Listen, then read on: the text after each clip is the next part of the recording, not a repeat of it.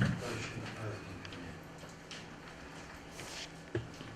Соответствующий кворум у нас имеется. Я хотел бы огласить некоторые изменения, которые внесены в состав Совета решением Ученого совета от 3 октября 2017 года протоколом номер 3 произведены изменения в состав Совета. Следующие. Были выведены из основания заявления доктора политических наук Сулейменов и Кишкенбаева. На их местах введены новые члены Совета, доктор филологических наук профессор Ибраев, доктор PhD, ассоциированный профессор Нугаева. Она является ученым секретарем нашего Совета. Значит, соответствующий кворум имеется. Позвольте начать работу Совета. Значит, у нас сегодня предстоит защита докторской диссертации двумя нашими соискателями. Остальное, наше продолжение ведения Совета я хотел получить своему заместителю, ближайшему профессору. Значит, вот кто будет выступать, всем включить свои микрофоны, потому что идет запись работы по Совету. Пожалуйста.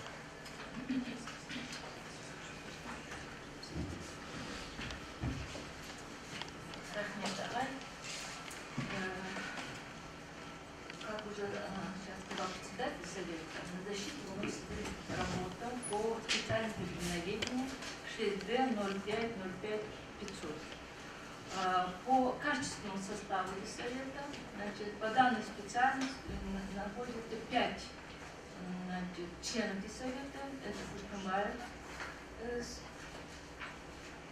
Кишина Саната Икрамова, Кажирна Светлана Гафеевна, Сунжрев Балдыр Жумашевич, Смолгулова Гунар Муратовна, Леонид Стамбулов, Ферик Жидоваева. То есть качественный состав по специальности обеспечен. На повестке дня защита диссертации изыскания степени доктора философии PhD Оракбаевой У.М на тему Indian Politics Authors, Central Asia, Evolution and Dynamics of Change. Политика Индии, Центральной Азии, эволюция и динамика изменений. Диссертация выполнена на кафедре регионоведения Евразийского национального университета. Научные консультанты, scientific advisors Медубаев Жанар Муратбековна, кандидат исторических наук, профессор кафедры международных отношений Евразийского национального университета. И Шарат Кумар Сони, доктор PhD, профессор университета имени Джавахарлала Нью-Дели, Индия. Ревьюерс, то есть рецензенты, Смогулова Гульнар Муратбековна, кандидат исторических наук, доцент, декан исторического факультета Карагандинского государственного университета имени Букетова, специальность 07-00-15 истории международных отношений и внешней политики. И Шерезданова Камила Галимовна, доктор PhD, заместитель директора Института дипломатии, академик государственного управления при президенте Республики Казахстан. Специальность 2300 политология. Позвольте представить слово ученому секретарю для оглашения документов соискателей, то есть краткой биографии и документов. Вот представляется Айнур Михаиловна Нугаевой. Добрый день, уважаемые члены и гости. Соискатель Оракбаева У.М родилась 10 февраля 1988 года в городе Атбасар, Республика Казахстан. Закончила в 2006 году, в 2010 году обучалась в бакалавриате Евразийского национального университета. Затем в 2010-2012 году она закончила магистратуру в университете имени Джавахарлала Неру в Индии. В докторантуру поступила в 2013 году в Евразийский национальный университет на кафедру регионоведения. В настоящее время получены все необходимые документы согласно требованиям Министерства образования и науки Республики Казахстан. То, что касается публикаций, общее количество публикаций 14, в том числе в изданиях рекомендуемым комитетом 5, в зарубежном издании из базы Thomson Reuters или Scopus 2 статьи имеются, в материалах международных конференций имеется 4 статьи, из них в материалах зарубежных конференций 1 и в материалах, в том числе в материалах зарубежных конференций 1. Что касается трудовой деятельности, у нее очень богатый опыт работы, начиная с Министерства иностранных дел, департамент консульской службы проходила стажировку, затем в Министерстве обороны, в департаменте международных программ стажировку проходила, затем в посольстве Индии в Республике Казахстан, департамент консульской службы. И в департаменте, до этого еще работала в департаменте международного сотрудничества Евразийского национального университета.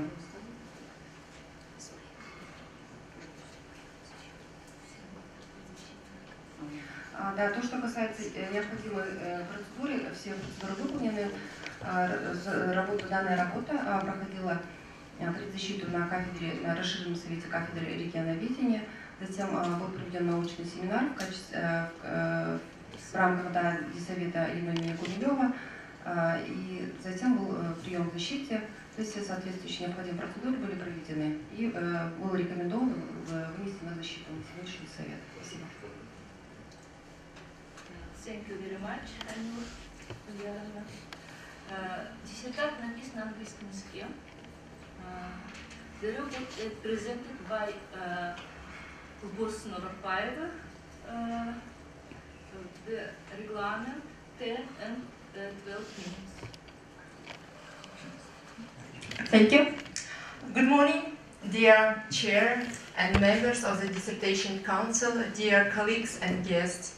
Let me introduce to your attention the research on the thesis on the theme Indian policy towards Central Asia, evolution and dynamics of the changes.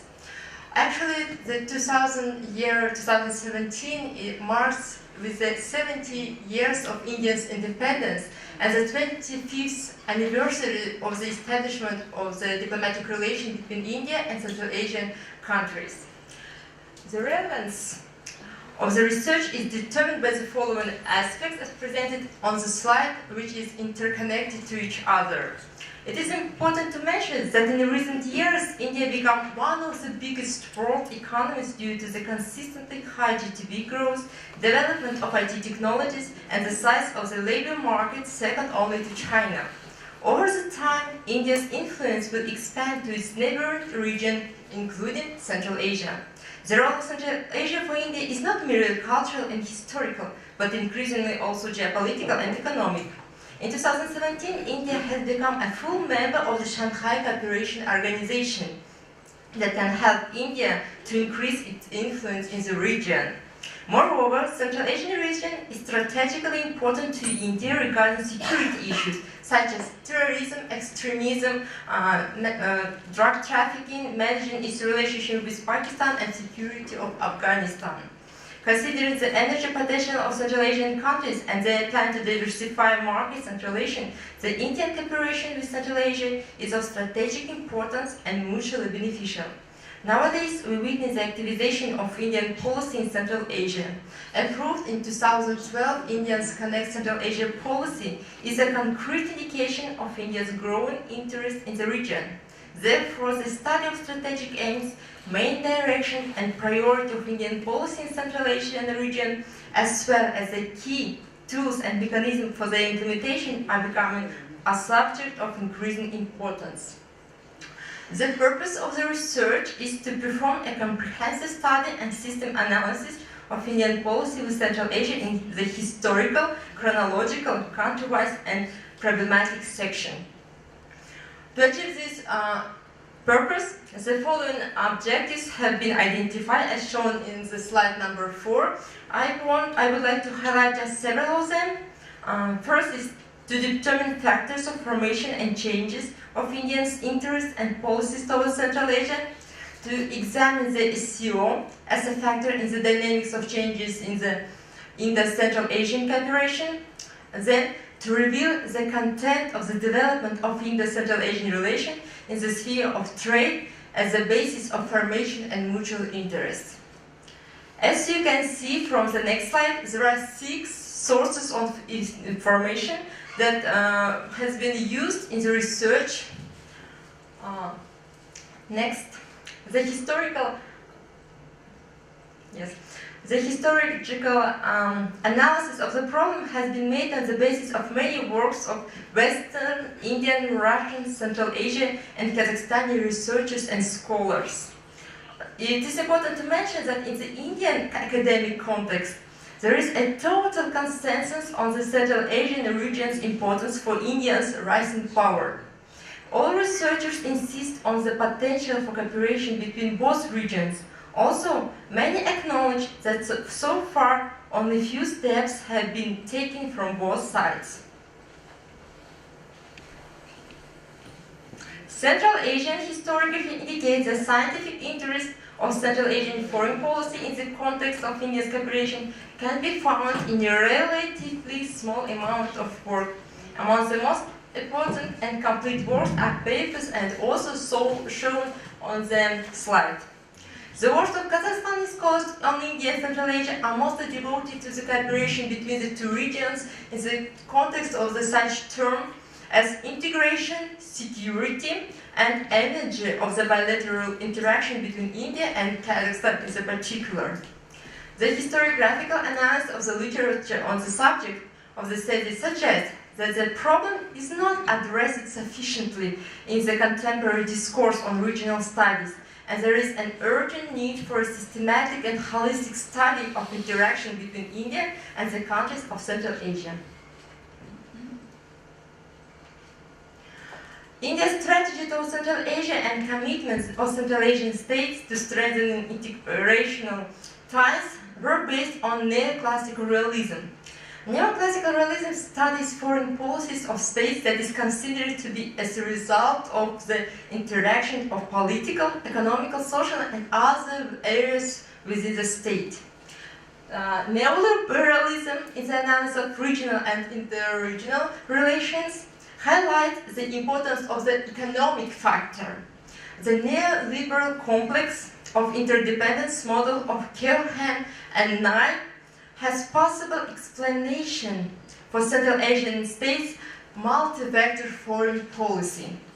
Analysis in studies of intra- and interregional interaction is based on the regional security complex theory of Busan and Weber. This theory is important when considering the political aspects of cooperation and security issues between the countries. The following methods in the research have been used. You can see on the slide.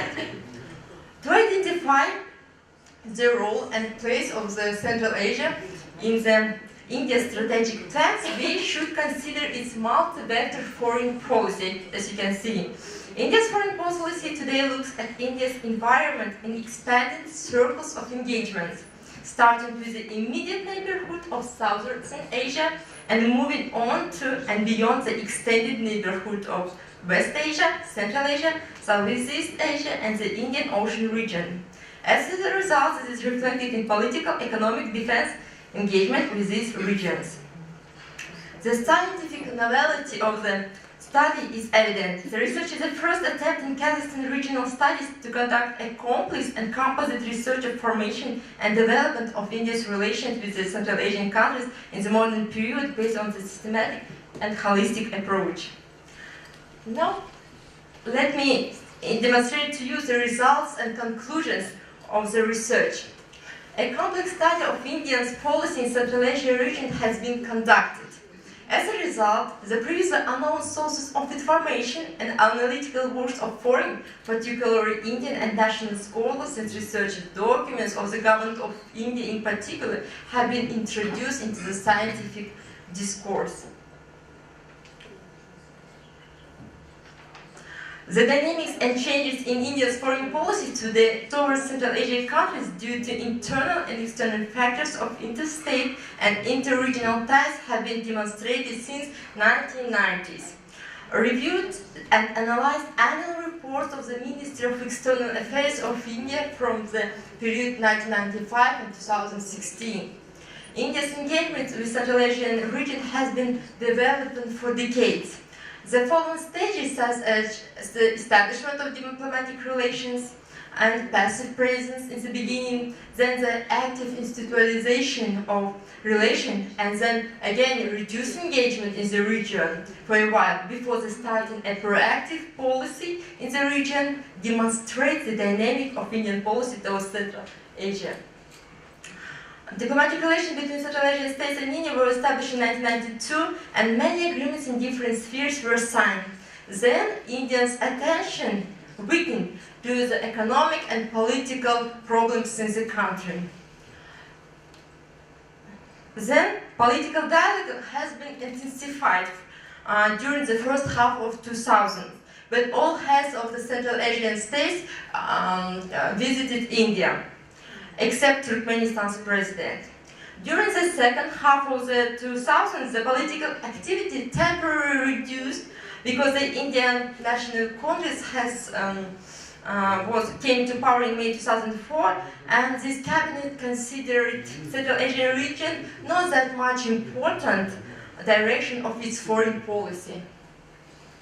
The period from 2009 is important in that sense that in terms of beginning new level of bilateral relation called strategic partnership. For example, India and Kazakhstan signed the Declaration on Strategical Partnership in January 2012. India and Uzbekistan in May 2011, and in September 2012, India and Tajikistan declared the establishment of the strategic partnership.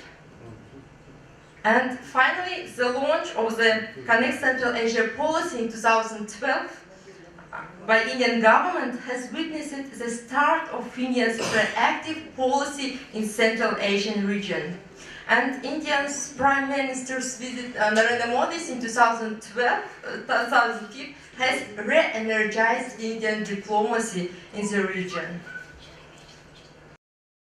On the basis of a comparison of the various points of experts' views and analysis of factual data, it is proved that the direction of Indian foreign policy in Central Asia is determined by intersection of mutual interest with the major world powers, in particular with China, Russia, and the United States.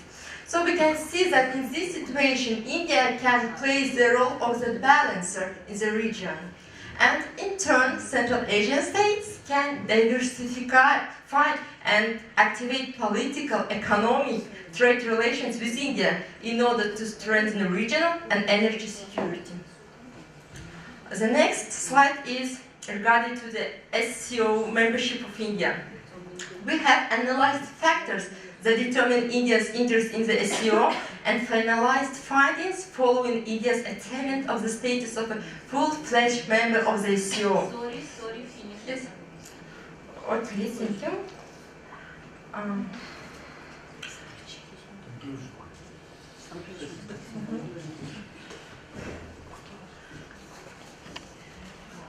India's central market, we know that it does develop in direction for India. And India's trade with the region has faced obstacles due to the lack of land access routes, competing interests of China and the US and the Russia.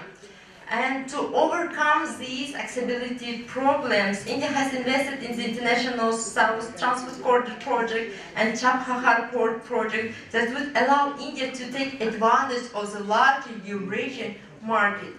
There are also significant opportunities for India's cooperation with the Central Asian states in the development of new forms of energy, hydrocarbons, hydropower, resources of the Caspian Sea, nuclear energy, TAPI and CAS projects, and renewable energy technologies. Also, India-Central Asia relations have saw a steady development. they are still far from reaching their full potential. India intends to build up cooperation with Central Asia not only in the sphere of politics and economic, but also to strengthen and expand the cultural and humanitarian interaction. And in this regard, India used soft power and its established recognition in Central Asia to strengthen bilateral relations. So we have the following recommendations. You can see from the slide. Thank you very much for your attention. To finish it, question can be asked in English or Russian. Thank you. Okay. Можно задавать на английском, на русском. I have a question, please. Dear Chairman, dear colleagues, thank you very much. Please, what can you say about India's energy cooperation with Central Asia states in general, and are there any limitations? And I think that will be a very interesting point of view of doctor from India. I will invite Professor Linda. Thank you. Thank you. Thank you for your report. I have one question about the Indian membership in Shanghai Cooperation Organization. So how can it affect on the relations of between Central Asia and India, and what this membership can give to India for foreign policy and its kind of new influence in the region or whatever? Thank you. Thank you very much. Мы хорошо знаем эту работу, она обсуждалась у нас на кафедре, долго готовилась, очень хорошо была, как бы, прошла обкатку. У меня вот здесь один вопрос, да, вот вы пишете, что вторая половина 2000-х годов присутствие Индии в Центральной Азии временно сократилось. Вот у вас где-то в тексте есть, что как бы был это непрерывный процесс. Как вы можете вот эти аргументировать и вот этот момент прокомментировать? Спасибо.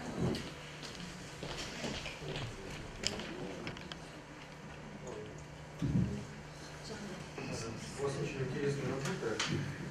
Вы там упоминали как раз Елену Руденко, она также защищала по схожей тематике практически. И вот такой вопрос, в чем как бы основное отличие вашей работы от работы Елены Руденко? Спасибо. Какие концептуальные идеи вы использовали в основном? И вот у меня такой вопрос, с каких позиций вы используете вот теорию регионального пакта безопасности Бузана? И второй вопрос, какие факторы влияют на изменения внешней политики Индии, в целом Казахстане и Центральной Азии? И третий вопрос, есть ли изменения с приходом нового премьер-министра Моди, да, в Индии? Ну, существенные изменения. Спасибо. Да, еще. Thank you for your report. I have two questions regarding from your dissertation. So I have two questions. So the question number one, you pay a lot of attention to the analysis of India's policy in Central Asia and India's interest in the region. And can you define the role of India in the foreign policy of Central Asian countries? Is it a win-win role to strengthen cooperation?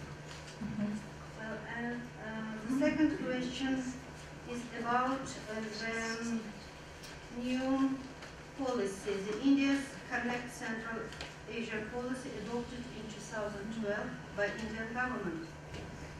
Could you specify what is the significance, the meaning of this policy? Why can it make changes in the dynamics of regional relations? Thank you. Спасибо. Yes.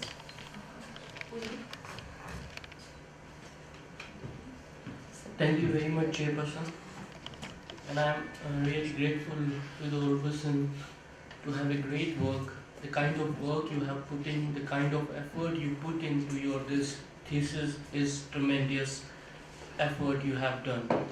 What you have done is that this is the first time in this region if some scholar is coming up with this kind of thesis of India Central Asia relations.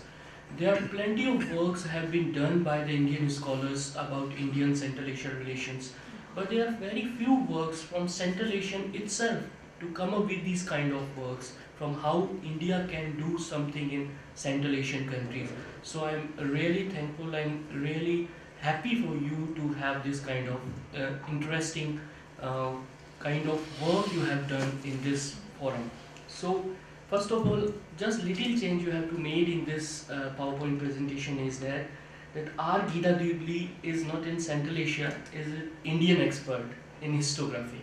Okay, thank you. And the second thing I would like to ask you, just one important question is that how you would like to, either you have to mention in your thesis or what your take on Eurasian Economic Union can have a very good impact on India's Central Asia relations. How you would like to see all this kind of Eurasian economic concept on Indian participations, and what do you feel about my second question is, what do you feel about the China Central Asia relations and how India can come up within this gambit of the play of China's interest in Central Asia, and how India can play a proactive role not against China, but to the parallel to the China in Central Asia. Thank you very much. Thank you. Thank you very much. Еще? I have this one question. How do you think what's the difference between the Kazakhstan historiography or the research problem from others, for example, from Indian historiography? Thank you. Thank you.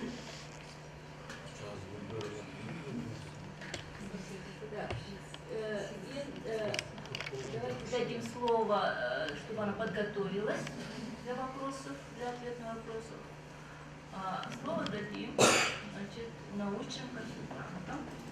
Таким образом, the word is given the research advisors, Жанар Муратбековна.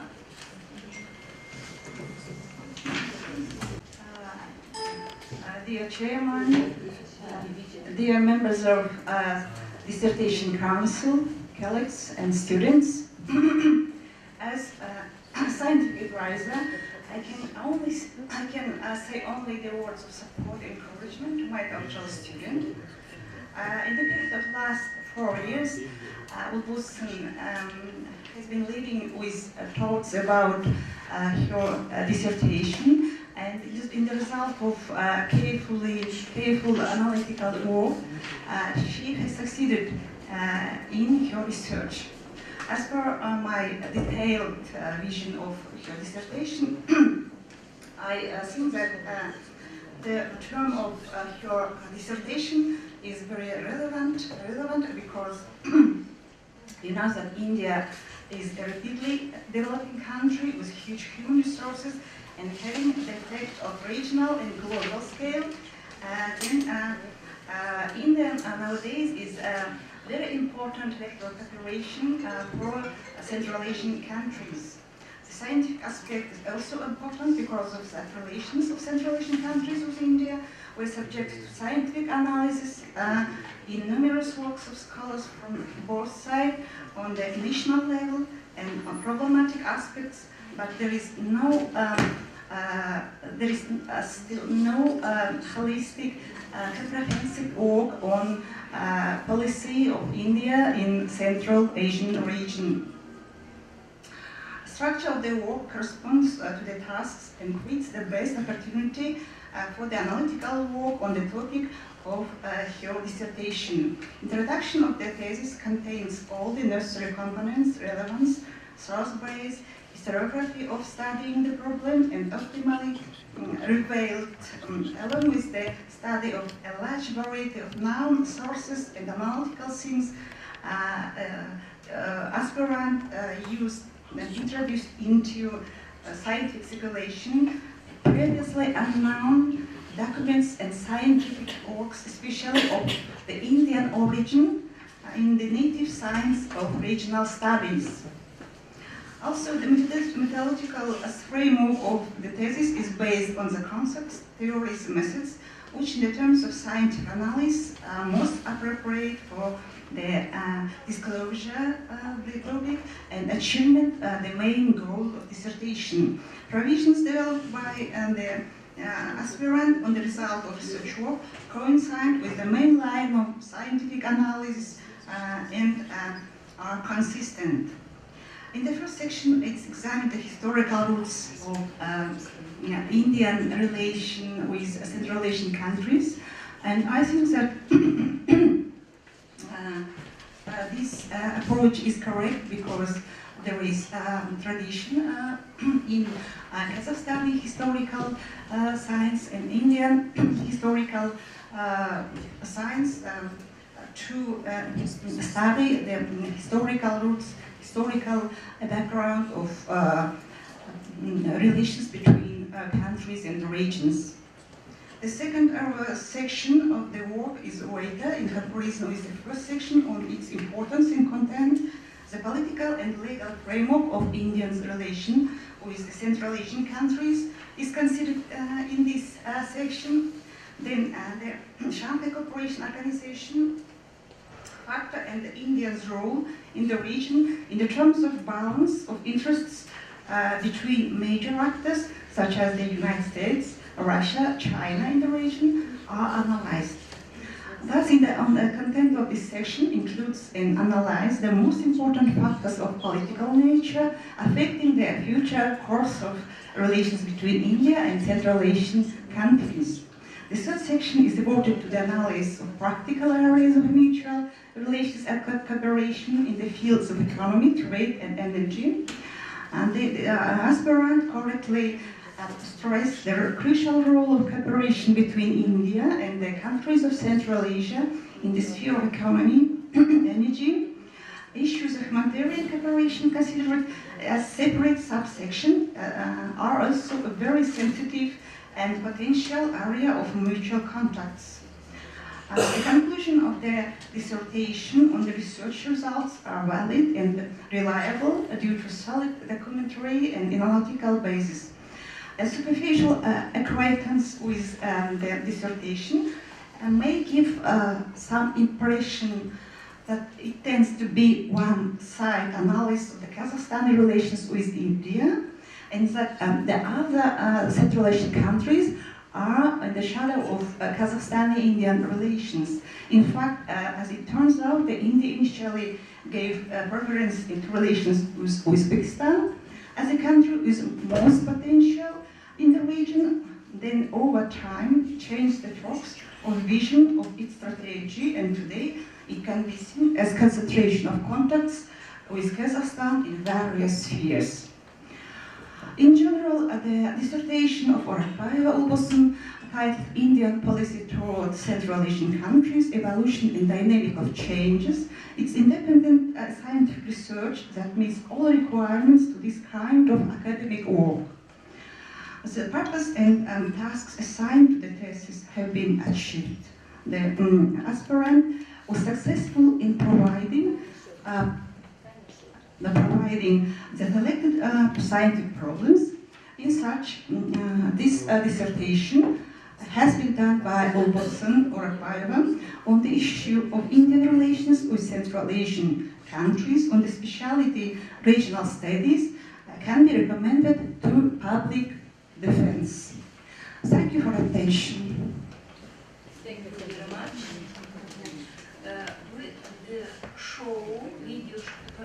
You show video the revealed Sharat Kumar Soni. Was here. I am really glad that Ms. Orakbаевой U.М is going to defend her PhD thesis today. To introduce myself, I am Sharat Soni. I am a professor of Inner Asian and Central Asian Studies at the Center for Inner Asian Studies, Jawaharlal University. Currently, I am also chairperson of Center for Inner Asian Studies at the School of International Studies, Jawaharlal University in New Delhi, which is in India, as you already know. My area of expertise includes whole of Inner Asia. I have worked on Central Asia and Mongolia largely, and we are also teaching at our center, Tibet, Xinjiang region of China, as well as Afghanistan. So this is my brief introduction. Now I would like to share my point of view on the thesis of Ms. Ulbol Singh Malikovna. As a scientific advisor at State, it is my pleasure to review the present thesis, which is entitled Indian Policy Towards Central Asia, Evolution and Dynamics of Changes, which has been submitted for the degree of Doctor of Philosophy at the Elen Gumilyov Eurasian National University in Astana, Kazakhstan. The whole thesis has been divided into an introductory chapter as well as 3 main chapters, along with conclusion and a list of references. The researcher has well defined the main subject in terms of evolution and dynamics of changes in relations between India and the Central Asian countries, which has remained one of the unexplored areas in the academic world. The purpose of this research, which Ms. Ulbol Singh has carried out, was to do a comprehensive study and systematic analysis of the main stages of development in the bilateral relations between India and Central Asia in various key sectors during the period from 1991 till the present days. The period chosen is significant in the sense that it was in 1991 that Central Asian countries got independence, while at the same time India embarked on its major reform programs at the domestic level that helped establish diplomatic relations with Central Asia.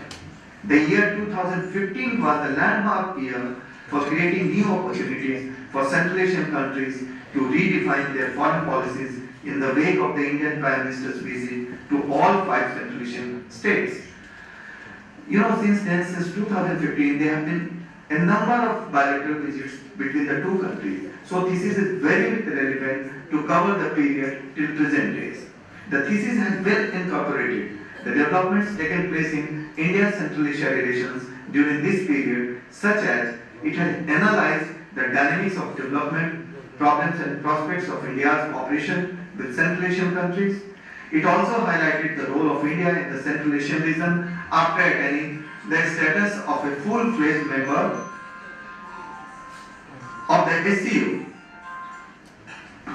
And most importantly, I would say it has reviewed a wide range of works by foreign and domestic scholars and researchers. Although it can be argued that the researcher has realized the goals and objectives stated in the introduction and clearly substantiated the subject and objectives of the research, my point of view during the review, it goes to the fact that she has done justice with the subject as incorporated in the thesis. She is right in her analysis in terms of prospects that as a member of SCO, India may play as a balancer. I would quote, as a balancer in the backdrop of rising Chinese influences and declining Russian dominance.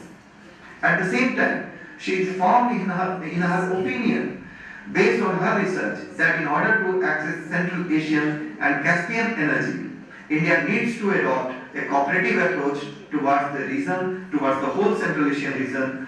Also, normalize relations with Pakistan. She has written about India should normalize relations with Pakistan, work for the stability of Afghanistan, besides forming a consortium of Indian, Chinese oil and gas companies to explore oil and energy sites in the region.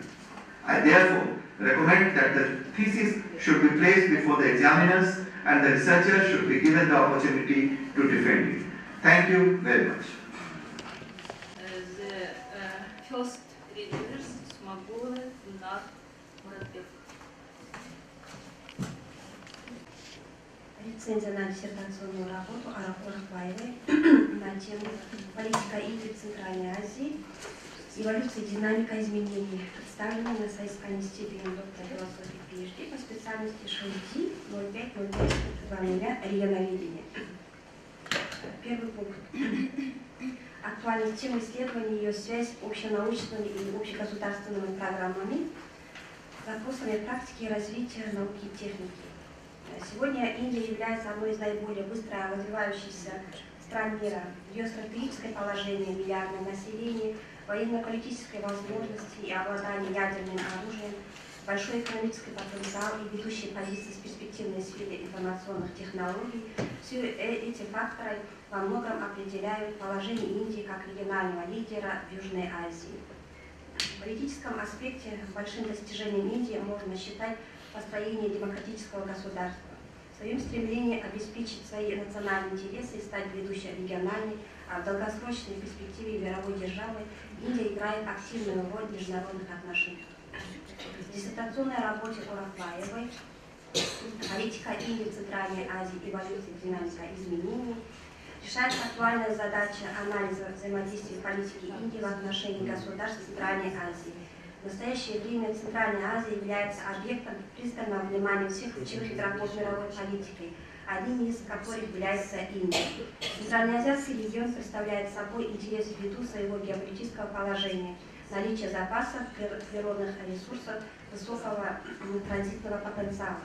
Актуальность диссертационного исследования характеризуется не только интересом со стороны Индии к Центральной Азии, но и активизацией политики в регионе. Наглядно является стратегия политика Нью-Дели в Центральноазиатском регионе под названием Connect Central Asian Policy, озвученная в 2000 году индийской стороной Бишкеке на первой встрече диалога между Индией и странами Центральной Азии. В 2015 году премьер-министр Индии Моди посетил все 5 центральноазиатских республик на пути в саммит ШОС, что на самом деле стало стратегическим и дипломатическим шагом для того, чтобы начать попытки по преодолению тех трудностей, которые до сих пор ограничивали роль Индии в регионе. Принимая во внимание значение ШОС в Евразии и за ее пределами, а также растущую роль Индии в региональных и глобальных процессах, можно с уверенностью утверждать, что полноправное членство в этой организации пойдут на пользу Индии в долгосрочной перспективе, а также будет способствовать миру и процветанию всего обширного региона. В этой связи особое значение приобретает исследование стратегических целей, основных направлений и приоритетов политики Индии в регионе, а также ключевых инструментов и механизмов реализации.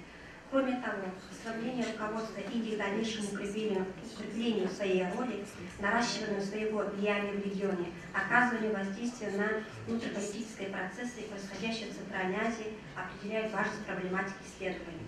Таким образом, предлагаемые диссертационные исследования Оракбаевой соответствуют предметным целевым установкам научных государственных программ Республики Казахстан, так как направлено на решение актуальной научной задачи, а результаты исследований могут быть полезны при реализации внешней политики государства. Пункт 2. Научные результаты в рамках требований диссертации. Соискатель Оракбаева, изучив комплекс вопросов, касающихся специфики политики Индии в Центральноазиатском регионе, решив ряд важных научных задач по обозначенной проблематике, пришел к следующим результатам. Первый результат. На основе компаративного анализа трудов зарубежных индийских, российских, центральноазиатских и казахстанских исследователей проведен комплексный анализ развития политики Индии в отношении стран Центральной Азии. Второй результат. Критически осмыслив широкую базу источников, соискатель продемонстрировал динамику изменения внешней политики Индии в Центральной Азии, учитывая внутренние и внешние факторы межгосударственных и межрегиональных связей. Также было выявлено, что на сегодняшний день Казахстан является ключевым партнером Индии в регионе и играет заметную роль в укреплении позиции Нью-Дели. Третий результат. На основе системного анализа трудов различных точек зрения экспертов соискателям обоснованно и доказано, что направление индийской внешней политики в Центральноазиатском регионе определяется пересечением взаимных интересов такими акторами международных отношений, как Китай, Россия и США.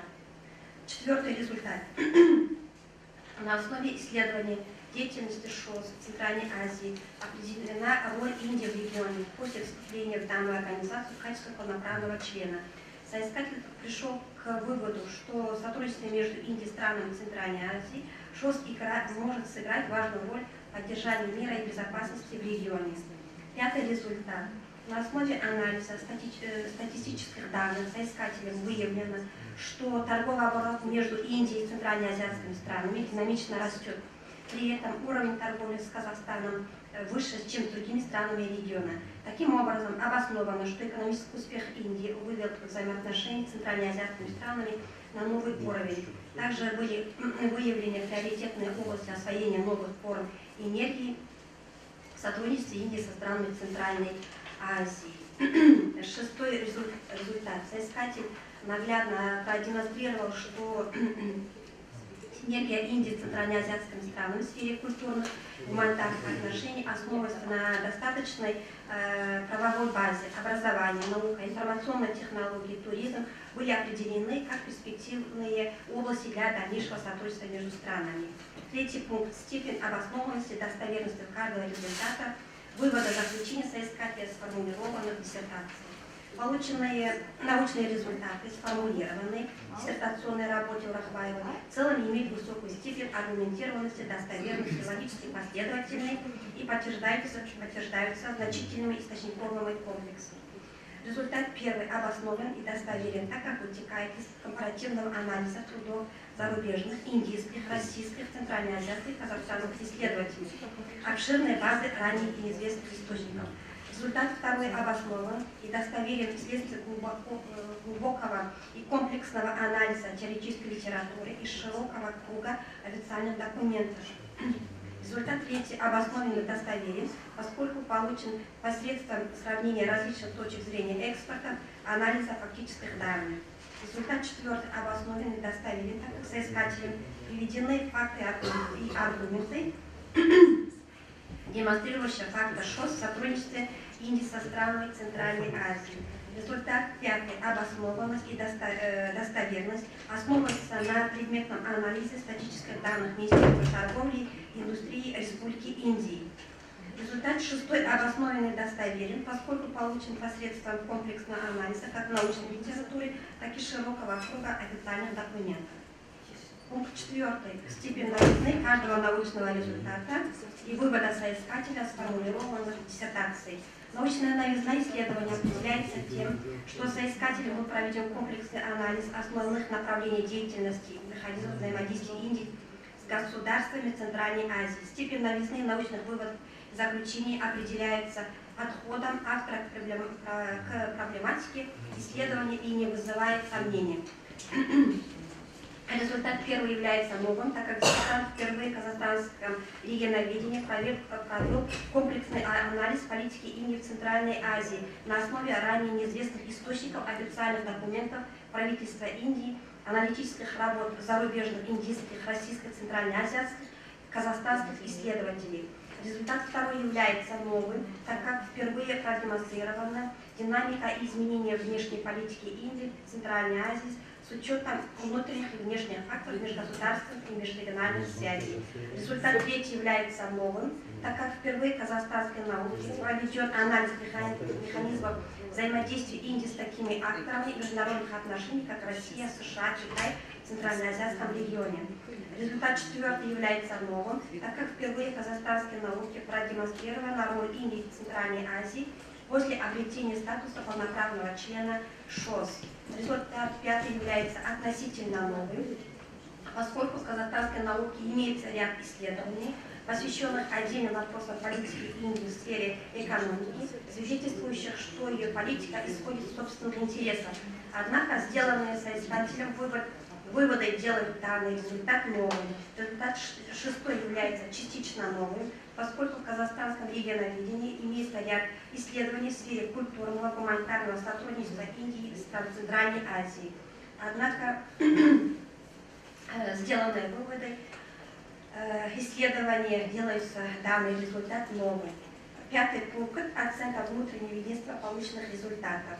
Диссертационная работа Оракбаевой представляет собой логически структурированное исследование, обладающее внутренним единством научных выкладок, результатов, заключений. Их объективность обеспечивается за счет анализа значительного массива теоретических, фактических и эмпирических данных. Изложение работы характеризуется последовательностью и логичностью в раскрытии поставленной цели задач. Полученные результаты обладают высокой степенью внутреннего единства, что обеспечивается широким использованием современных методов исследования, углубленным анализом разносторонней источниковой базы. Структурные части научного исследования логически связаны между собой. Шестой пункт направлен на полученных соискателем результатов, на решение соответствующей актуальной проблемы, теоретической или прикладной задачи. Диссертационная работа.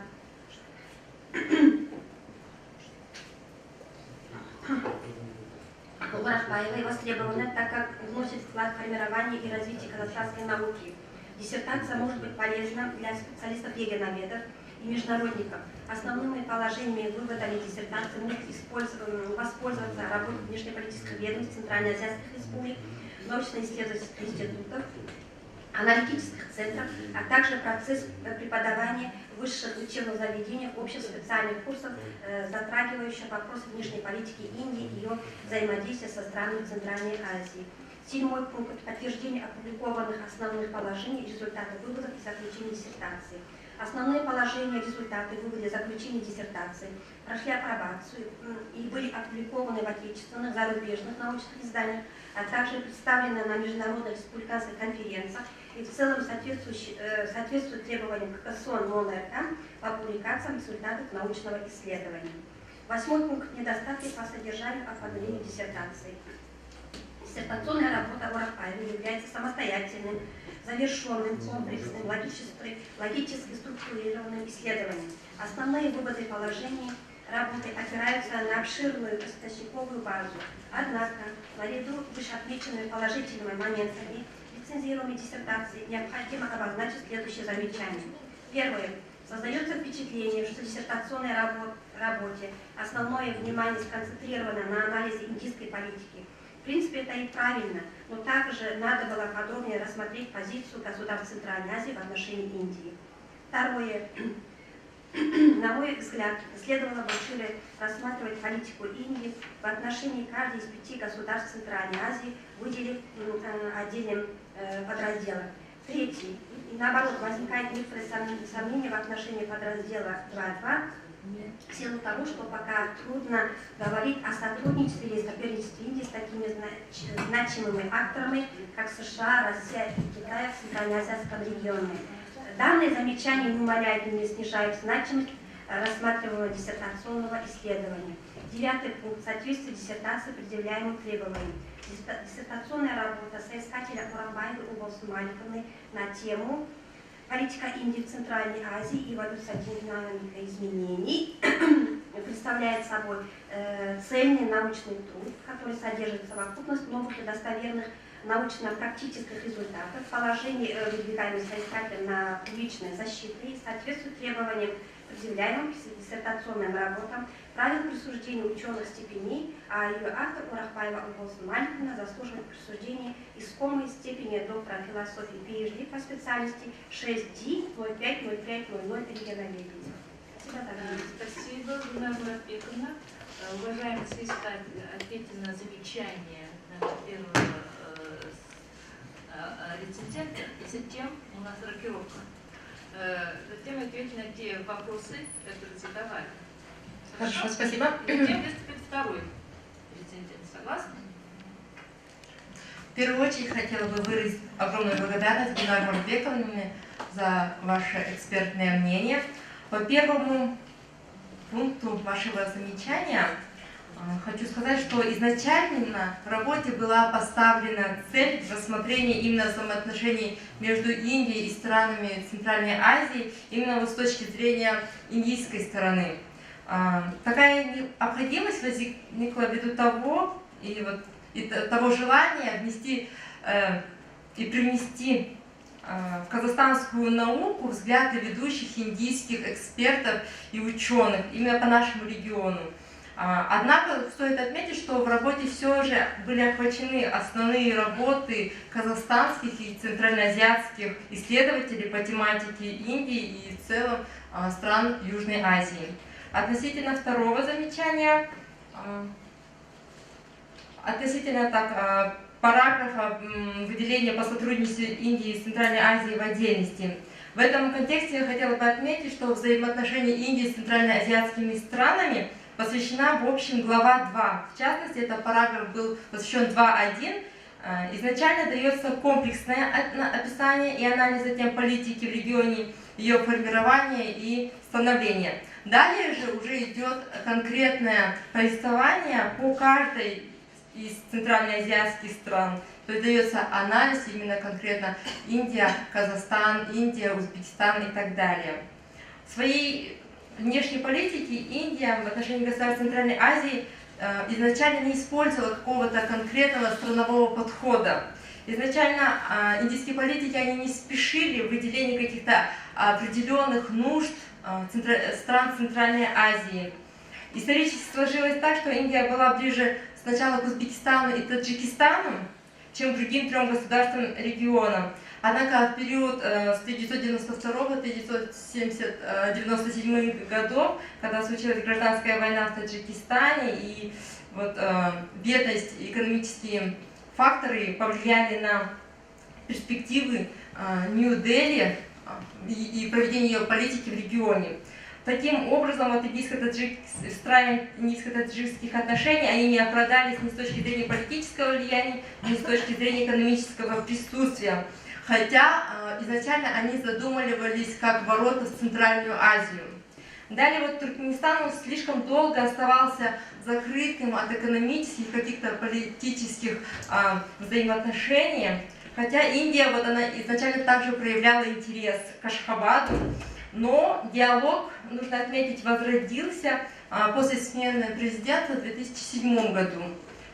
Хотя в 90-х годах, как и многие государства и международные игроки, Индия рассматривала Узбекистан как сердце Центральной Азии, индийско-узбекские отношения оказались все-таки более сложными в их реализации. Для инвесторов, даже с точки зрения экономической точки зрения, индийским инвесторам вот, было сложно войти вот, на узбекский рынок. Несколько лет назад, к примеру, Узбекистан ввел 52% принудительной продажи иностранной валюты для инвесторов, не первоначально 30%. Таким образом, вот, именно вот фактор стабильности сыграл ключевую роль в определении и изменении приоритетов Индии в центральноазиатском регионе от Узбекистана в отношении и направлении к политике, активной политики именно в Казахстан. В итоге, как мы видим, на сегодняшний момент именно Казахстан является основным партнером Индии в Центральной Азии, это как в политическом, так и в экономическом аспекте. Так, что касается третьего вопроса, нужно отметить, что Индия наращивает свое региональное и глобальное влияние. Вот она готова совершить прорыв как в экономике, так и в технологиях, и это, в свою очередь, становится важным фактором по всей картине мирового порядка. Индия также заинтересована в мирной периферии вокруг нее и в стабильности во всем южноазиатском регионе и в Азии в целом. Дели, вот нужно отметить, что предпринимает усилия по укреплению торгово-экономического сотрудничества со странами Азии, в том числе из Центральной Азии. В настоящее время Центральная Азия представляет собой регион с имеющимися вызовами и потенциальными возможностями. И Индия, вот именно что важно, она учитывает изменения, происходящие в мире, вот эти перестановки всей конфигурации и воплощает и реализовывает конкретную политику в регионе. Таким образом, геостратегические значения центральноазиатского региона, а также богатые запасы углеводородов привлекают внимание даже других игроков мировой арены, это США, Китай, Россия.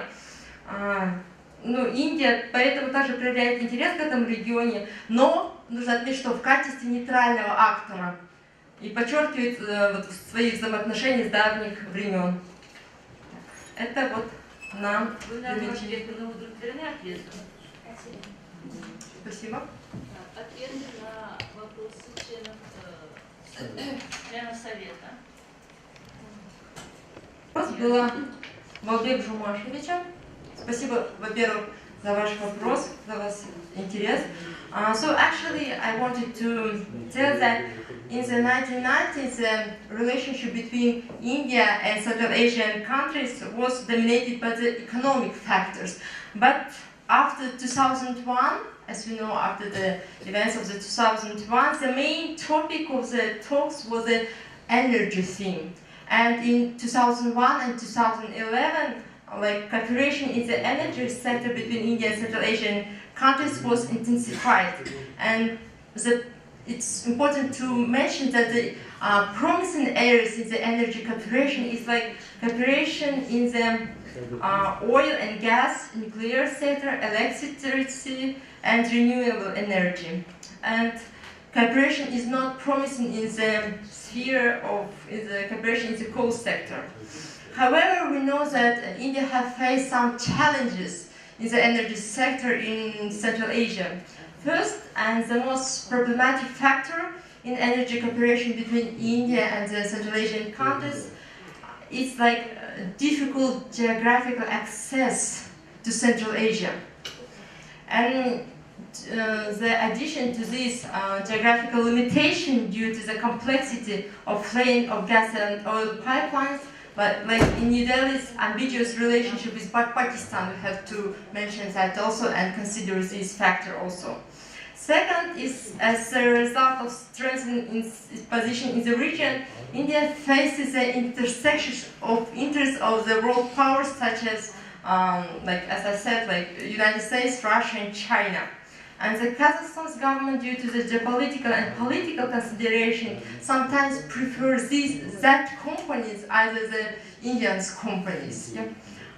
And India's foreign policy strategies and analysis consider China as a major competitor in Central Asia and as a threat to the energy security, India's energy security. They also believe that strengthening of the Beijing in the region is not profitable for India. But at the same time, Chinese companies win in the Indian tender for the acquisition of the concession in the oil and gas fields. For example, it was a Darkhan plants, and the purchase shares in major companies in Kazakhstan, for example, in Petro Kazakhstan also.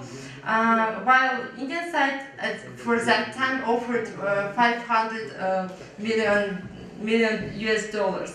And comparing China's and India's energy trade relation with Central Asian states. Окей, thank you. Так, второй вопрос у нас. Тимура Тургеновича. Okay.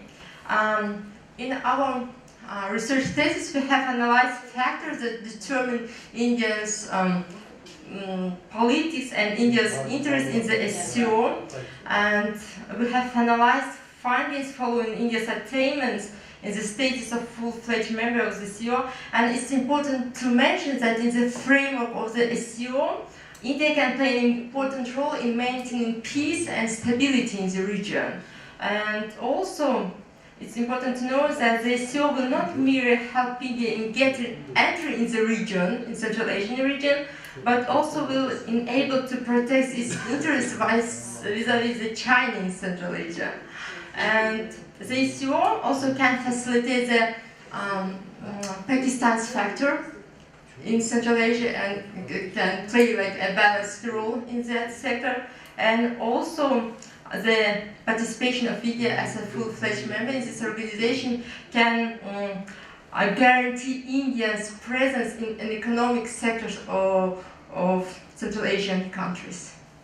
Thank you. Так, третий вопрос Светланы Басиевны. Спасибо большое за ваш вопрос относительно динамики отношений.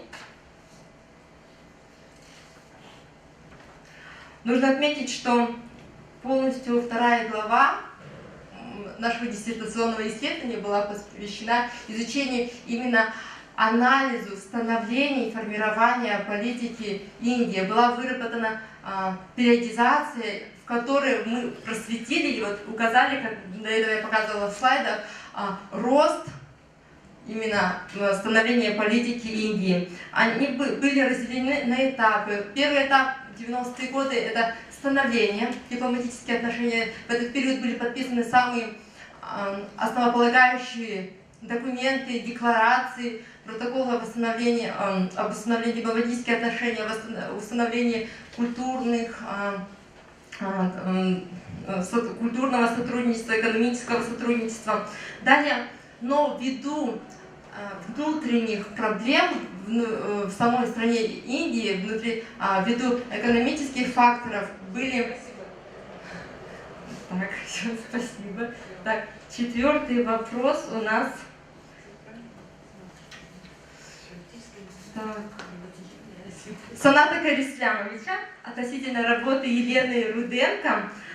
Исследование ее называлось «Интеграция Центральной и Южной Азии на примере Казахстана и Индии. Политико-экономические аспекты».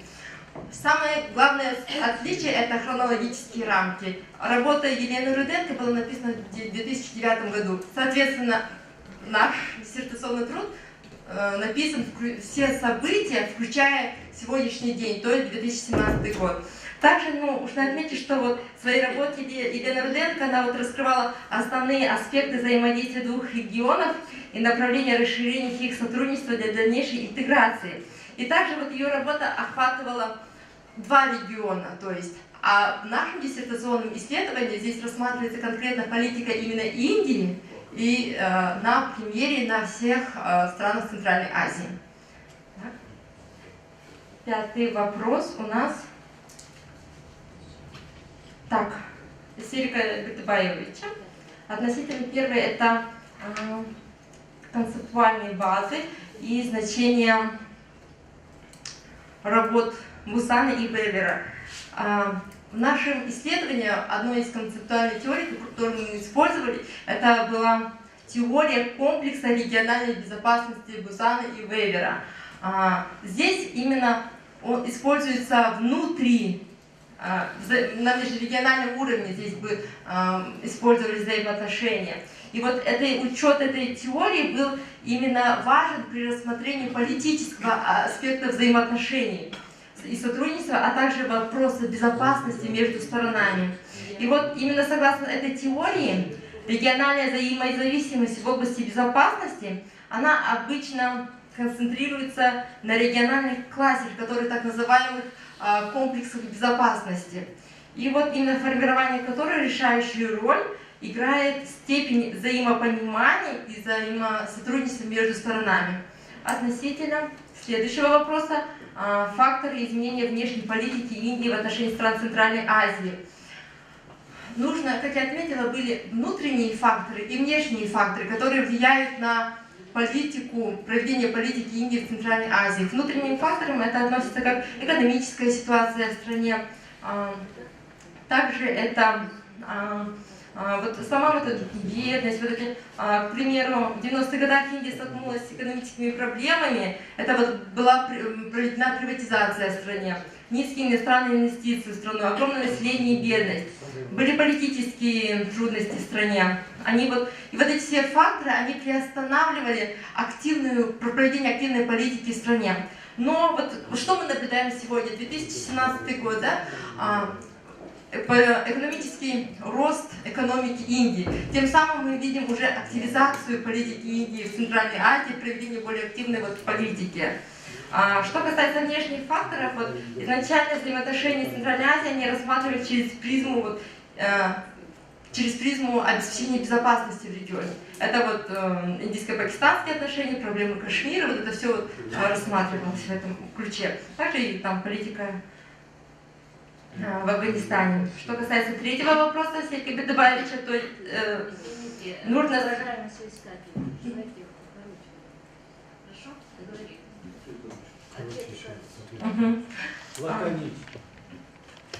Хорошо. В 2013 году вот нужно сказать, что политика Индии с приходом управления Нарендра Моди, как премьер-министра Индии, произошли значительные изменения во внешней политике Индии. Она активизировалась, она наполнена смыслом и конкретной стратегией. Что касается именно ее реализации на Центральном Азиатском регионе, в 2015 году мы видим визит Нарендра Моди во все страны Центральной Азии. Никогда такого еще не было, получается. То есть это активизация политики, это конкретные шаги нового правительства. Тогда переходим к 6-му вопросу Ардак Мэлсоны. Так.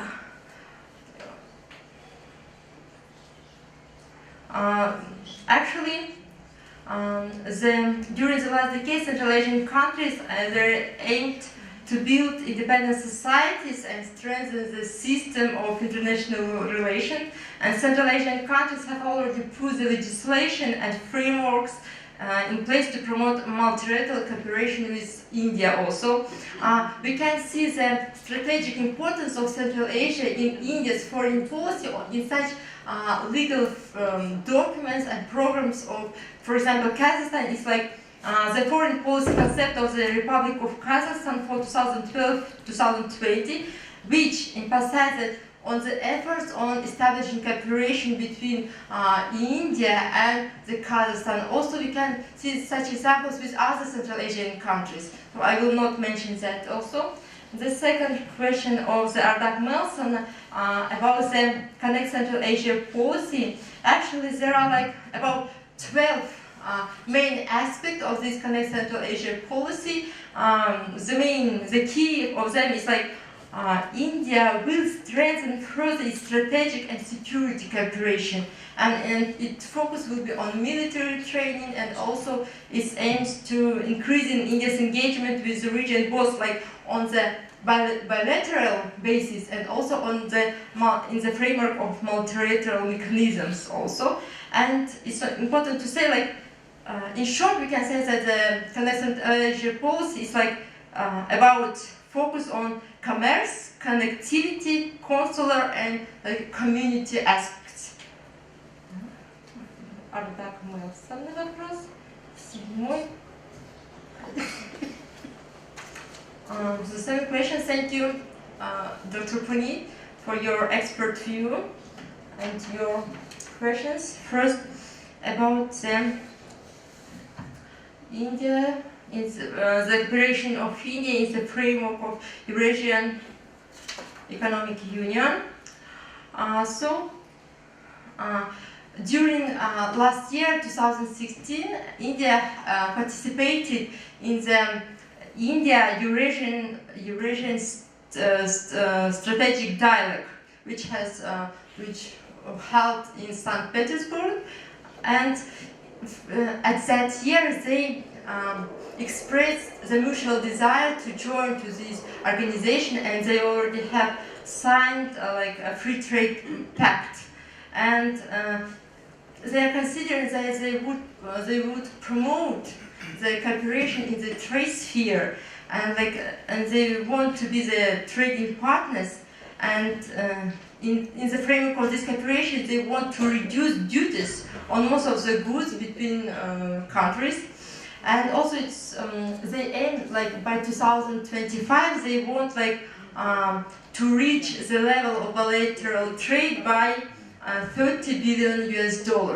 It's also very so they have very huge potential, like from the people's resources from that side also.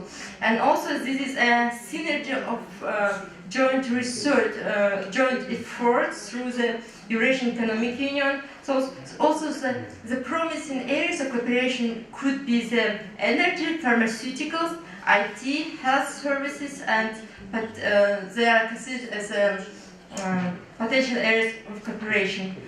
Concerning India and China's cooperation, so we have to say that this dialogue is mainly focused on positive aspect, despite the remaining problems in the relation between countries. So China and Central Asia very active, but still India and China, they have different advantages in the region. So it should be, everything is considered like in the framework of our research. Thank you. And the last one, the question about the actually Kazakhstan scholars on India and Central Asia are mostly devoted to the cooperation between the two regions in the context of such terms as integration, security, and energy. And according to the Indian, for example, academic context, there is a total consensus on Central Asian region's importance for the Indians' rising power. So there are different aspects of views in Indian historiography and Kazakhstani historiography. So thank you for your Questions? Given to second reviews, Shirizdana Kamila Galimovna. The chairman, the members of the Education Council, let me present the review for the thesis work of PhD Оракбаевой on the theme Indian policy towards Central Asia, evolution and dynamics of changes, presented for the degree of Doctor of Philosophy in Specialty Regional Studies. The geostrategic importance of Central Asia attracts the attention of external forces, including the United States, China, Russia, Turkey, the European Union. India also shows keen interest in this region and has interested in Central Asian states, mostly in terms of developing trade and economic cooperation. This region is regarded as a market for Indian products and a promising source of natural resources, as well as a transit corridor for the transport of Indian goods. Interest in the fields of energy alongside with ensuring political stability are perhaps the main incentive for India to strengthen its influence in the region. It's necessary to mention that India's interest in this region will not be limited only by the economic sphere. In future, the consideration of regional security and strategic interests will become increasingly important. The scientific relevance of the research theme is determined by the need of multifaceted, comprehensive analysis of India's policies in Central Asia. In this regard, the study of strategic goals, main directions and priorities of India's policy in Central Asian region, as well as key instruments and mechanisms for their implementation are of particular importance. The doctoral candidate has studied a range of issues related to the specifics of India's policy in Central Asia and has solved a number of important scientific problems. The author obtained the following new scientific results. The first result, the author conducted a comprehensive study, synthesis and analysis of the development of India's policy towards Central Asian countries on the basis of previously unknown sources of information and analytical works of foreign scholars and researchers, documents of the government of India.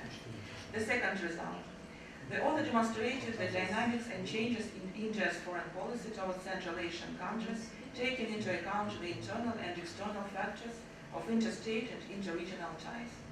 The third result is proved that the direction of Indian foreign policy in Central Asia is determined by the intersection of mutual interest with the major world powers, in particular with Russia, China, and the United States.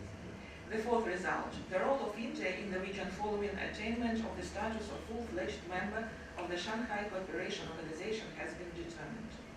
The fifth result is proved that the economic issues of India in recent years has changed the nature of its relations with the countries of Central Asia.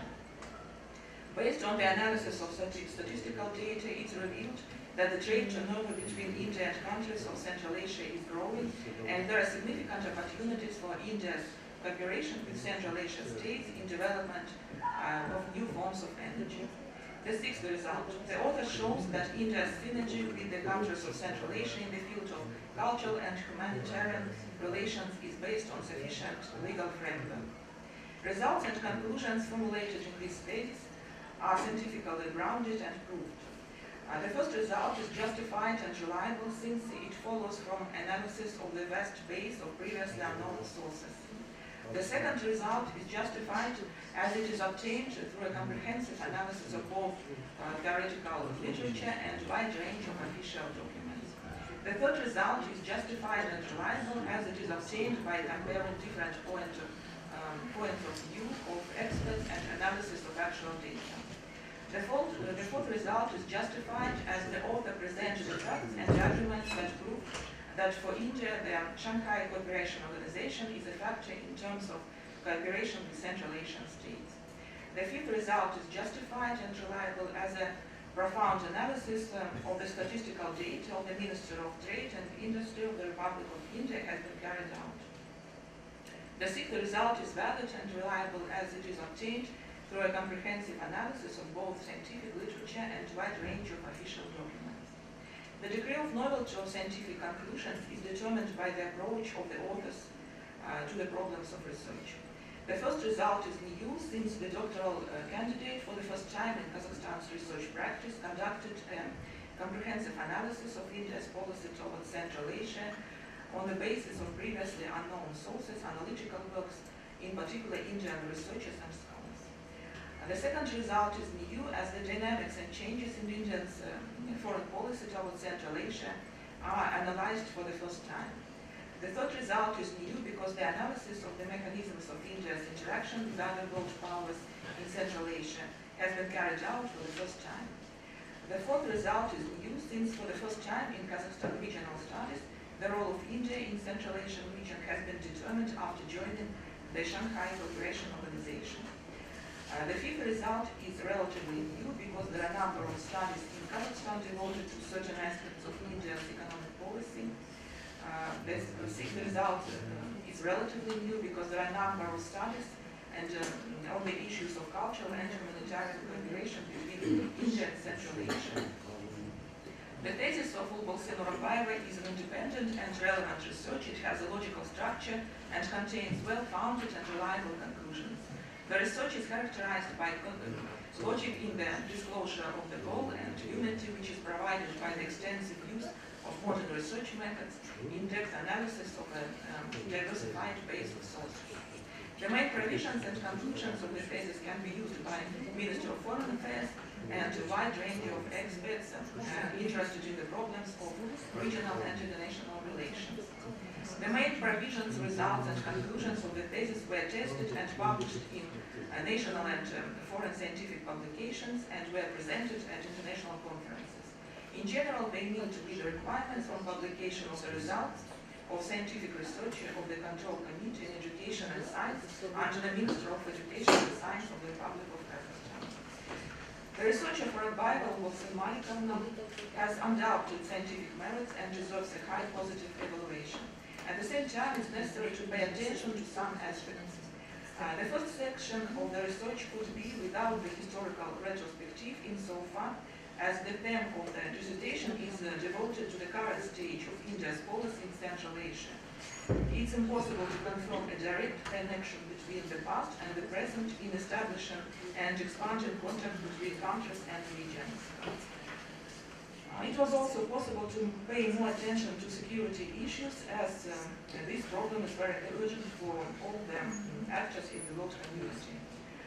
There are also some stylistic mistakes, direct translation of some concepts and terms in the text.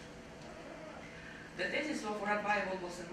on the theme Indian policy towards Central Asia, evolution and dynamics of changes is an independent and relevant study. It has a logical structure and contains well-founded and reliable conclusions. The research of U.M. Оракбаева meets all the requirements of the rules for the award of academic degrees, and its author deserves the award of the PhD degree in the specialty regional studies.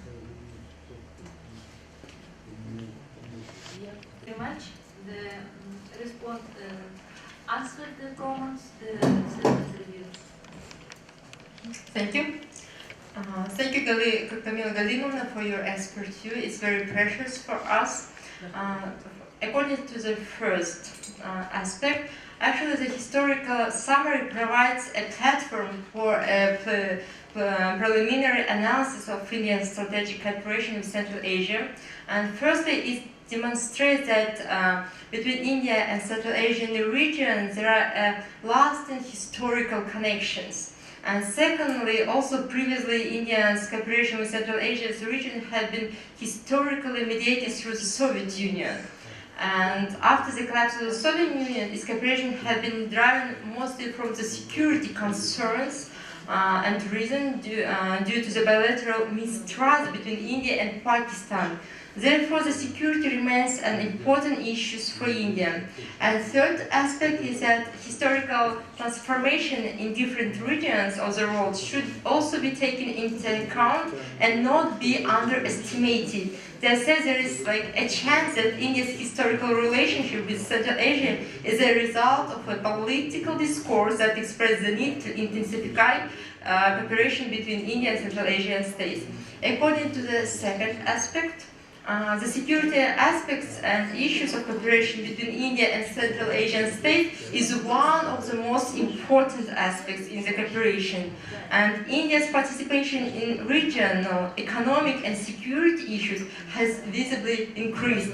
However, we decided not to separate and make one special chapter on security cooperation, as this issue is mentioned almost in each paragraph. Either it is the maintenance of security or the energy security. And third, I thank you very much for the given advice regarding some stylistic mistakes in the text and translation, and we will improve our writing English skills. Thank you. Sorry. You found the discussion.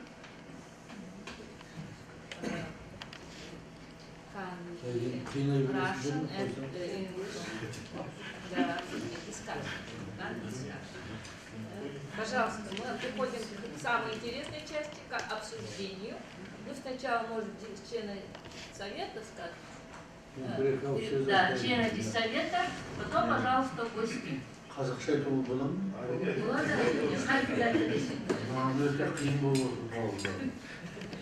Сіз білмеймін, не айтқанын түсінбеймін, бірақ сол жұмысты біз отырда талқылағанбыз, естеріңізде. Былтыр көптеген кемшіліктерді көрсеткенбіз.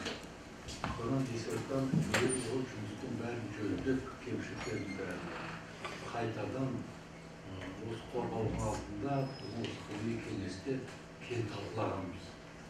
Сонда семинарда, сонда біз өте жақсы баға бергенбіз бұл жұмысқа. Шында тақырып өте жақсы. Менен мына шында маңғыша ағылшын тілі басқан қиындау болып отыр да, бірақ іштеймен қуанып отыр бауырлар. Тәуелсіздікке дейміз қандай? Мен Иранда елші болдым, сонда елші болғасын кейін ұлттарды білуім керек қой деп, оның қарамағында 3-4 мықты жігіттер болды, ағылшын тілін біледі. Давай сендер маған сабақ беріңдер. Мен маған білейін, мылғау сияқты болып тұрған кейін еті маған деді. 1-2 ай оқып өтіп, сосын құрысын деді. Жасым 60-та келгенде басым қатып, ағылшын тілін мұжып, тілін сындырып жүрген болып қойдым. Переводчик арқылы сөйлестім. Кездесулер, кейбір жаңағы басшылармен Иранның бәрі ағылшын тілінде. Бірақ сенің ойыңды жеткізіп жатыр ма, жоқ па? Сонда күмән болып отырады ойыңда. Өзім білмегесі өте қиын. Бұл енді менің байқауымша, осы бүгін біздің диссертант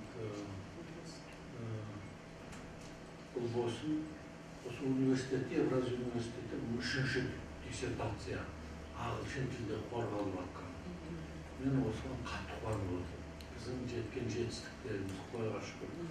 Жастар қандай ағылшын тілінде сөйлеп жатыр. Бәрі елбасы осыны талап етіп отыр елдер. Өйткені бұл тілі ағылшын тілі. Бізге ұнаймын, ағылшын тілі бәрі дипломатияның тілі. Бұл мемлекетаралық қатынас тілі. Сондықтан мына жастардың бұны білгені өте жақсы. Бір кезде мен армандаймын, бір замандарда, бір дәуірлерде қазақ тілі осы ағылшын тілін ағыстырып, қаласа бүкіл әлемдік тілге айналады ғой. Неге өйткені дүниежүзінің қазір өзгеріп, дүниежүзінде көп елдер соның астына кетеді, бірақ соның астына кетпейтін ел мамандардың айтуына қарағанда біз Қазақстан екен. Сол кезде өздерінің күрішін үйренеді ғой қазақ тілінде болып енді әуелі болды. Бұл енді әзіл ғой, солай да болуы мүмкін. Ал мына диссертацияның құндылығы өткенде де мен несін қарап шықтым, рефератын оқыдым. Жалпы Индия өздеріңіз білесіздер, қазіргі қатынаста қазір өзінің орны бар, сөз жерге қалмайтын көтерген мемлекет. Индияның пікірімен санаспау мүмкін емес. Оның үстінде кейбір мемлекет сияқты айқайламайды. Өзі өте тұрақты, салиқалы, салмақты саясатын жүргізіп отырған ел. Сонда мына диссертанттың негізгі өзі біздің Индияның біздің Орта Азиядағы сыртқы экономикалық саясатта оның орны өте жақсы айқындалған приоритеттер дейді ғой. Бізде мынау инвестицияға өте жақсы жағдай жасалған осының арқасында Құдайға шүкір барлық дүниежүзінің мемлекеттерімен біз өте ынтымақты қатынас жүргізіп келе жатырмыз. Мен осы жаңағы жетекшілердің ғылыми, сосын төрешілер, рецензенттердің бүгін мына диссертация берген бағасымен келісіп отырмын, қосылып отырмын. Жап-жақсы жұмыс, көп еңбек етті, сондықтан бұл жұмыс қалай да бағалауға тұрады жұмыс. Жақсы. Так, еще, пожалуйста, значит, это открытая публичная защита. Да. Ну, давайте, Пунит.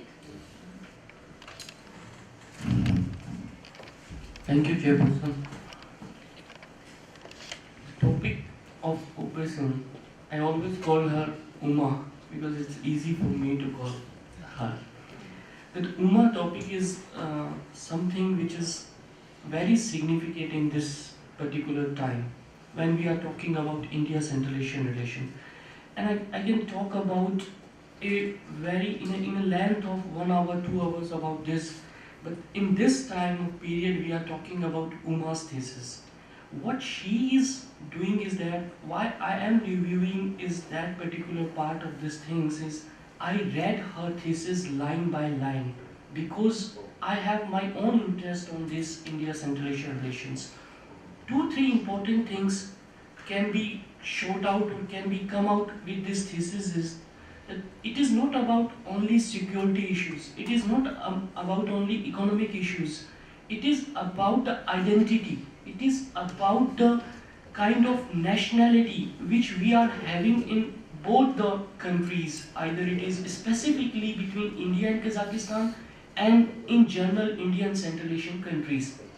And in these terms, she started very well from the introductions and she divided her thesis apart from introduction and conclusion into 3 chapters, and how she trying to do into with this historical background to come up with this legal prospect of how Ministry of External Affairs from both the part of the either it is India or Central Asian countries, how they calculated from the part of the perspective of the visiting, because as we all are aware that Nazarbayev first outside visit of CIS country after independence was India. This was one of the most significant part of her thesis, that how India-Kazakhstan relations is coming up from 1999 to 2017. So in this particular part we have to mention, but mentioning about these positive aspects also, we also have to see what are the lapses, what are the shortcomings of this thesis which we can improve within the time, because as I know my thesis, now up to see my own thesis about this, I can tell that there are so many mistakes I have done, but PhD is something which is never be completed, and you can't say it is completed because it's a time relative, it is space relative, and we can improve it again and again by a book or by articles or all these things. So at that time we can say that this particular thesis is very much completed for the degree of award for the Ubelson. What I can do is that, and what I can suggest as a part of this university is that what is lapsing in a thesis is the kind of research manual we have to create for the university.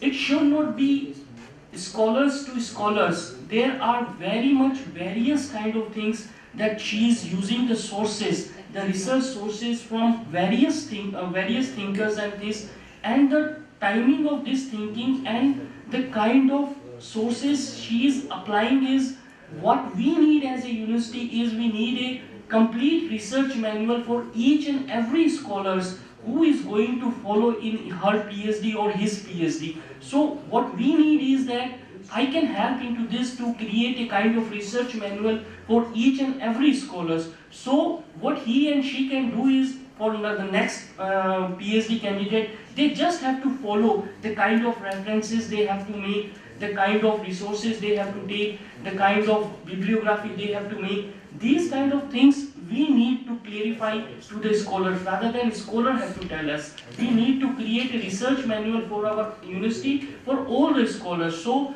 she can follow or anybody else can follow in the future. Thank you very much. Thank you very much, Kuni, for important idea. I will say a few words about the work, because I reviewed this thesis about a couple of months ago, and I see that you have taken all the recommendations I have told you, and I see the improvements with the work. I have just a points to say about the thesis. That the first thesis presented work is solid and complete research that really covers all the aspects of Indian and Central Asian relations, which is very good. And I really like that you have used a wide range of different sources, of informational sources, starting from policy papers from India, and especially what I like is MFA's official documents. It really helped you to understand what is the policy vectors, what kind of targets India and interests of India has in our region, with a very strong side. Another one is I want to underline a very analytical approach of the work. That we can see here very clear takeaways and conclusions in the work after every chapter. And what we can underline is practice and fact-based recommendations for policy. You know, it's very practical, and not only tests have this side. It means that you have worked out very big, large capacity of different information, and you have seized the vision of your topic. You know, it's very good. And what I can say is that I strongly support that you deserve a PhD degree after this research. Thank you so much. Спасибо, Елена. Вот вы на семинаре очень хорошо высказали по данной работе. Очень важно, очень низкие идеи сказали. Так, кто еще желает? А вот они Chairperson, Excellencies, I will not take a lot of your time, but I see it appropriate to tell my views as a dean of the faculty on the PhD students and of the presented work. The history of the work, it was not a work which came easily. She suffered a lot, and I take it as the good sign for any kind of completed research, as was underlined by Mr. Shemirgenov. We in Kazakhstan, we do try to understand our strategic partners, so as China, Russia. We more or less try to understand the United States. But until now, the strategic vision of India, an emerging power, towards Central Asian republics, and that strategic vision of Central Asian republics towards India was not shown adequately, or we can say that the number of research were not satisfying. And here at the Eurasian National University Faculty of International Relations, we are happy to say that we are working on these issues. And the sign that the scholar from India is sitting next to me, who also gave his recommendation on the work, is a good sign. I do think that you would see the work adequately. Thank you. Thank you very much, Abotanyatna. You finished the discussion. Sorry. Ответьте на замечания и предложения. Thank you very much for your expert views, and I very appreciate each opinion, and thank you for recommendation and for the further development of my research in the future, and thank you for the recommendation as I can develop this research in the view of articles or just issue some books or academic monographs.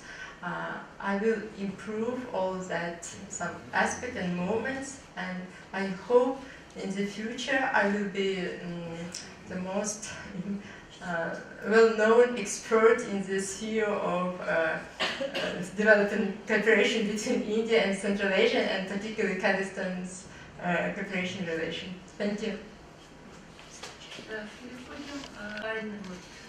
Счет комиссии в составе, как обычно, 3 человек, да, вносит предложение в состав счетной комиссии рекомендовать Кушкумбаева Саната Кадикамова, Кажирову Светлану Васильевну, и вот у нас активного нашего члена Шемергена Тимура Турзевского. Кто за это? Прошу проголосовать. Кто против? Воздержавших? Нет. Единогласно. Счетной комиссии, которые сначала проголосуем, конечно, затем отправляем членов счетной комиссии, которые выбирают себе председателя и слово представляется Светлана Васильевна. Уважаемые члены Конституционного совета, заседание счетной комиссии Конституционного совета Евразийского национального университета имени Гумилева по специальностям 6D02-1200 психология, 6D05-0500 регионоведение, 6D02-0200 международные отношения. 22 декабря 2017 года состав счетной комиссии: председатель счетной комиссии Кажирова, члены счетной комиссии Шаймергенов, Кушкумбаев. Комиссия избрана для подсчета голосов при тайном голосовании по защите докторской диссертации на соискание ученой степени доктора философии PhD по специальности 6D05-0500 регионоведение Оракбаевой У.М на тему Indian Policy Toward Central Asia, Evolution and Dynamic and Change. Состав диссертационного совета утвержден решением ученого совета ЯНУ имени Гумилева. Утвержденный состав совета 15 человек. Присутствовало на заседании 15 членов совета, в том числе по профилю 6 человек по профилю рассматривая диссертацию.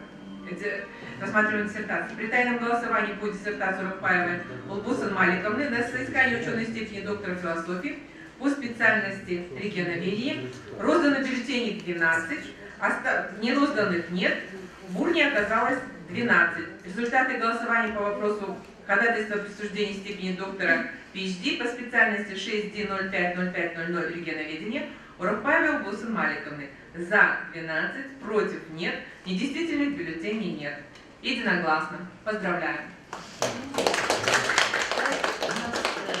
Светлана Васильевна, большое спасибо. Теперь первый протокол утвердим. Председатель счетной комиссии. Протокол номер 1 власть утвердит. Там они избирают председателя. Да.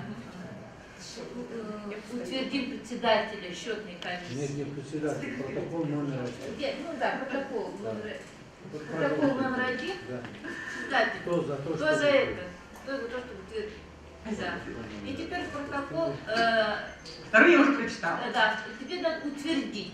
Утвердим решение счетной комиссии по голосованию.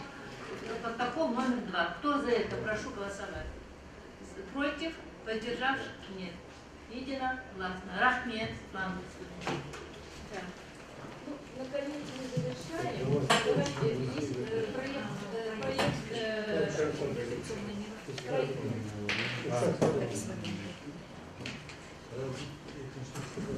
Если нет замечаний, предложений, то берем за основу.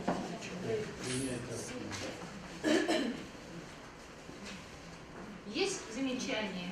Есть предложения? Значит, дополнение? Нет.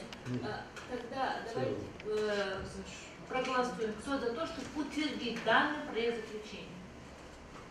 Воздержавших? Против? Нет. Единогласно. Так, следующий. Избавление дат классификационных признаков диссертации.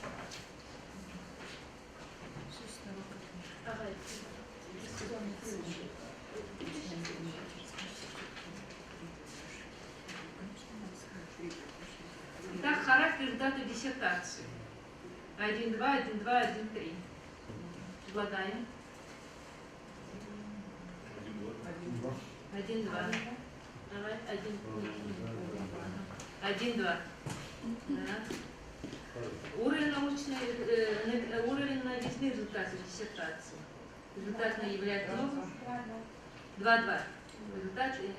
Один результат не на 8.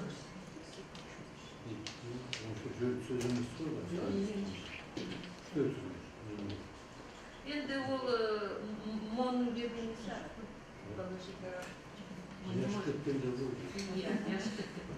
Так, ну, 2-1 и 2-2. 2-2. 2-2, хорошо. Центр результата диссертации. Высокая, удовлетворительная, неудовлетворительная. Высокая. 3-1. Связь с тем диссертации с плановыми исследованиями. 4-1, 4-2. Так. 4-2, наверное. 4-2. Да. Фундаментально. Когда есть вход в программе, да, в общем, не важно. Так что это нормально. 4-2. Согласны?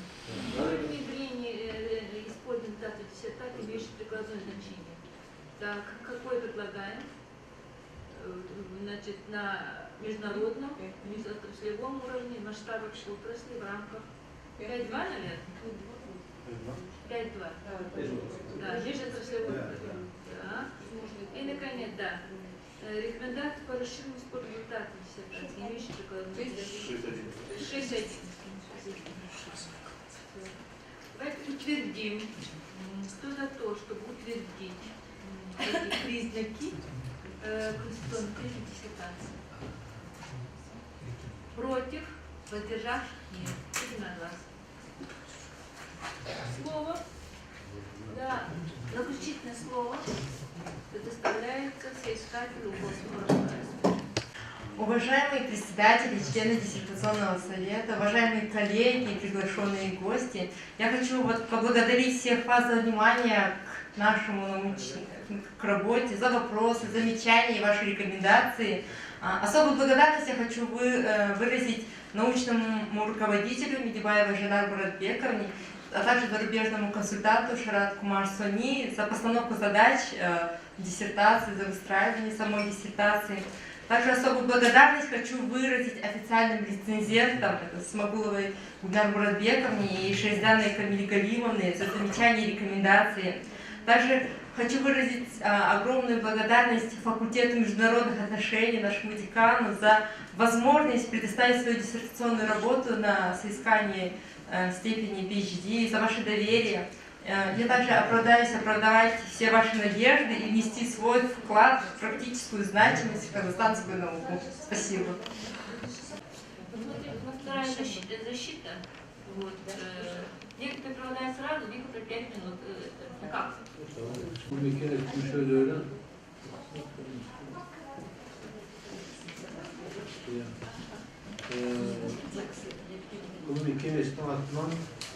Оракбаевың болсын, бәрі қызын өте табысты қорғаумен шын жүректен ұстап, ғылыми жұмыста, алдағы уақытта табыс тілеп, өмірде де аман болсын, отбасы аман болсын, жасы ұзақ болсын деп осылай бір тілек айтып аяқтаймын.